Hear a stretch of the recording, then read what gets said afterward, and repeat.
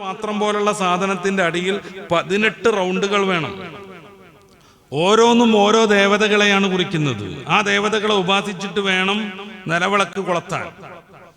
ഈ നിലവിളക്കിന്റെ എണ്ണ ഒഴിക്കുന്ന സാധനം ഏതാണ്? ആ നിലവിളക്കിൽ എണ്ണ ഒഴിക്കുന്ന പാത്രത്തിന്റെ മുകളിൽ ഇങ്ങനെ പൊന്തി നിൽക്കുന്ന സാധനം എന്താണ്? ഞാൻ എന്റേതായ ഭാഷ പറയാതെ ഒരു പുസ്തകത്തിൽ നിന്ന് ഉദ്ധരിക്കാം. സന്ധ്യാനാമവും നിലവിളക്കും എന്ന ഹൈന്ദവർ പ്രസിദ്ധീകരിച്ച ഒരു പുസ്തകത്തിൽ നിന്ന് ഞാൻ ഉദ്ധരിക്കാം. എന്തിനാണ് ഇങ്ങനെ നിലവിളക്കുമൊക്കെ കൂടുന്നു, കത്തിച്ചാ പോരെ എന്നൊക്കെ ചിലപ്പോൾ ചോദിക്കും. നല്ല ചോദ്യം. നമ്മൾ വിശാലമായി വായിക്കേണ്ട ഒരു ഭാഗമാണ്. ഞാൻ അതിന്റെ പ്രധാന ഭാഗം മാത്രം വായിക്കാം. ഷഡാധാരങ്ങളോട് കൂടിയ ശിവലിംഗമാണ് നിലവിളക്ക്. ശിവലിംഗമാണ് നിലവിളക്ക്.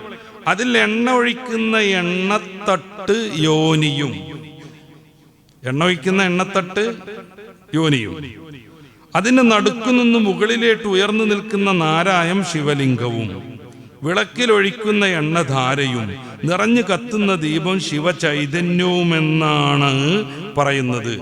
അങ്ങനെയെങ്കിൽ നാം അറിയാതെ നിത്യവും ശിവലിംഗ പൂജ തന്നെയല്ലേ നടത്തുന്നത്?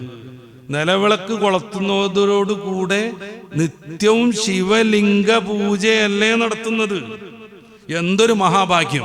അവരുടെ വിശ്വാസമാണ്.